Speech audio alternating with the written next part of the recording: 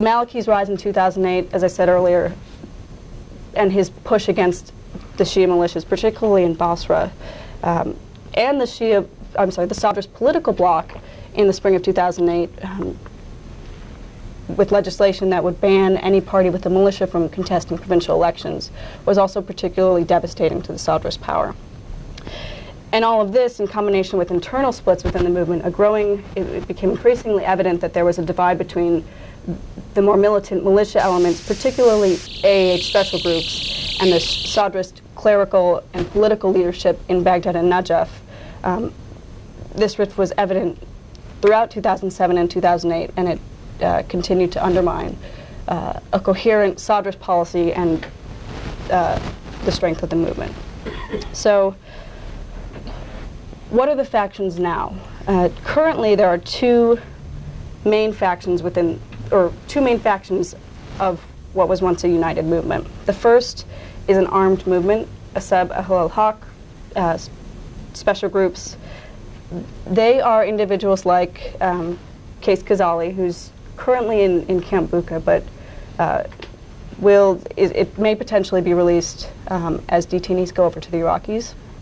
Akram Kabi, who is one of the leaders of AAH Special Groups Network. Abdul Hadi al-Daraji, also in Bucca with Khazali, and others. They were close aides of Sadegh Sadr, Muqtada's father. Again, these were individuals who were integral in maintaining the movement alive, keeping the movement alive from 1999 to 2003. And they're younger clerics. One of their key aims is to maintain armed resistance against coalition forces as long as they're in Iraq. But they also have political aims and seek to operate within the political process.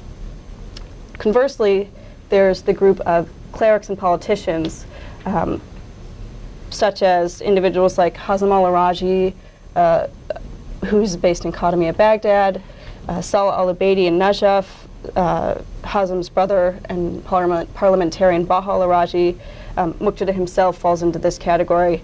These are Sadrists who emphasize a return to the social, cultural, religious, and educational components of the movement that they believe were integral and were key factors of the Sadrist movement in the 90s and afterwards. They likewise seek to rebuild their political strength operating within the political process, but they would choose to do so with an emphasis on nonviolent means. And within this large grouping, there are some parliamentary and religious components of that. It's not an entirely monolithic bloc. Will these two movements, will the Sadr movement and the two factions within become a powerful voice again in Iraqi politics? I think it will depend on two potential courses. If either component seeks to rebuild along the lines of this Lebanese Hezbollah model, if they're seeking to recombine a militia element, a political element, and a social and religious element, I think it will be very difficult for that to happen in the near future. The ISW al-Haq would require them to acquire a social services capacity it currently lacks. It would require them to build up a political infrastructure. Likewise, the clerical and political element, it would require them to acquire and maintain a capable armed force such that it doesn't have now, or one that it doesn't have now, and while rebuilding their political capacity. And a little interaction between Muqtada and the leaders of AAH just these past few months indicates that this is very unlikely. Essentially, Muqtada appealed to members of AAH, asking them to come and reunite with this movement. They refused him, and Muqtada issued a public statement saying, okay, I'm going to call on the members of AAH to abandon their leadership, who are too concerned with political affairs, and come follow me. This didn't sit very well with the AAH leaders, who then issued their public statement rebuking Sadr, calling on him to take back what he said, and actually joined their movement. So there's some very evident tension between the leaders of AAH and between the Sadrist movement that I believe will make it unlikely that they'll combine forces anytime soon. if they choose not to follow that model, if they seek to consolidate based on their own separate strengths, I think that while AAH certainly possesses an armed capacity to disrupt the current government, particularly with elections coming up, I actually believe that over the long term, the return of Muqtada al-Sadr, who's currently in Iran, studying Iranian theology, the Iranian theocratic system under Ayatollah Haïri, if he were to return to Najaf sometime in the future, and if he were to gain a following, if he were to achieve marja status, I think that that is actually fundamentally the greater threat to Iraq, to the government as it stands now, because he will be returning to Najaf with